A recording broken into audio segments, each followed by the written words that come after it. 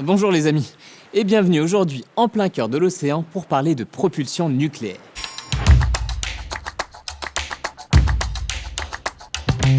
Depuis plusieurs décennies, la France mise sur l'énergie nucléaire pour propulser ses bâtiments stratégiques. Comme le porte-avions Charles de Gaulle, les sous-marins nucléaires lanceurs d'engins, SNLE pour les intimes, ou encore les sous-marins nucléaires d'attaque. Ces colosses d'acier peuvent plonger à des profondeurs impressionnantes et résister à des pressions tout aussi impressionnantes. Ils représentent la souveraineté et la sécurité maritime française. Avec plus d'1 million de pièces, ces navires concentrent des décennies d'innovation et de savoir-faire.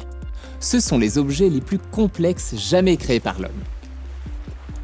La propulsion nucléaire, c'est un peu comme un mini-soleil enfermé dans une boîte métallique hyper surveillée.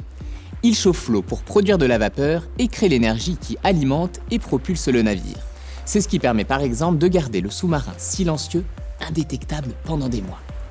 Par exemple, sur le Charles de Gaulle, la vapeur produite par la chaufferie nucléaire alimente les catapultes propulsant les avions de chasse dans les airs.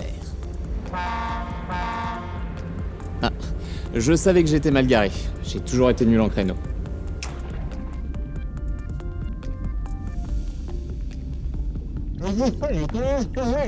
Pardon. La chaufferie nucléaire permet une autonomie quasi illimitée. L'équipage d'un sous-marin peut vivre et travailler pendant des mois sans remonter à la surface. Et pour nous en parler, on accueille Gaëlle, une experte dans le domaine. Hello Gaëlle, comment décrirais-tu la propulsion nucléaire en une phrase ? Bonjour Étienne. La propulsion nucléaire, c'est une prouesse d'ingénierie où chaque détail compte pour assurer sécurité, autonomie et discrétion. Et quelle différence entre le porte-avions et un SNLE ? Alors, que ce soit pour un porte-avions comme le Charles de Gaulle ou un sous-marin, la mission de propulsion reste la même. Produire une énergie massive avec un minimum d'encombrement et maximiser l'autonomie du navire. Et ça laisse plus d'espace aux marins pour ranger leurs tongs. Dans un sous-marin, la chaufferie est confinée dans un espace extrêmement réduit. Chaque centimètre est optimisé pour minimiser l'empreinte sonore. Sur un porte-avions, c'est la puissance brute qui prime.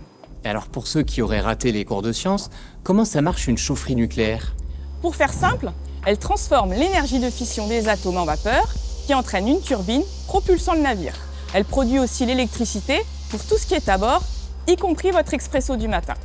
Tout est automatisé et surveillé par un équipage qui justement boit beaucoup de café pour éviter les erreurs. Et alors Gaëlle, quel est le secret pour rendre un navire plus silencieux qu'un banc de sardines ? Nos équipes travaillent à la neutralisation de tous les bruits émis par les systèmes mécaniques du navire, que ce soit la conversion d'énergie, le traitement de l'air ou la production d'eau douce.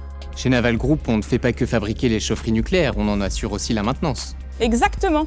Plus d'1 millier de personnes travaillent sur le sujet.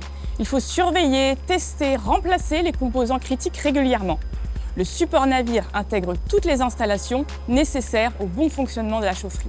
Il y a tout un réseau d'équipements vitaux autour d'elle. Il arrive que le navire fasse une petite pause avant de reprendre ses aventures sous-marines.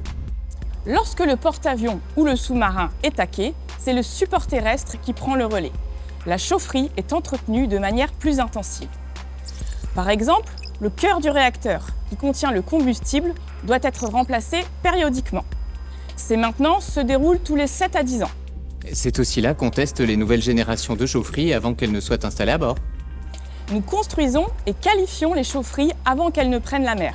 Cela nous permet de garantir leur fiabilité sur le long terme. La chaufferie nucléaire, conçue des dizaines d'années avant l'entrée en service du navire, va devoir durer encore pendant plusieurs décennies. Merci Gaëlle.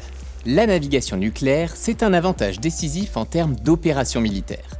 Notamment pour le nouvel SNLE 3G qui prendra la mer en 2037. Équipé des dernières technologies en propulsion nucléaire, il est plus long, plus puissant et plus discret. Et voilà les amis, maintenant vous le savez, la propulsion nucléaire, c'est la clé de la souveraineté maritime française. Quant à moi, je vais me contenter de pagayer. Et si Naval Group pouvait revoir la propulsion de mon canoë, ce serait pas de refus. On se revoit au prochain épisode pour parler nouvelles technologies. En attendant, restez curieux.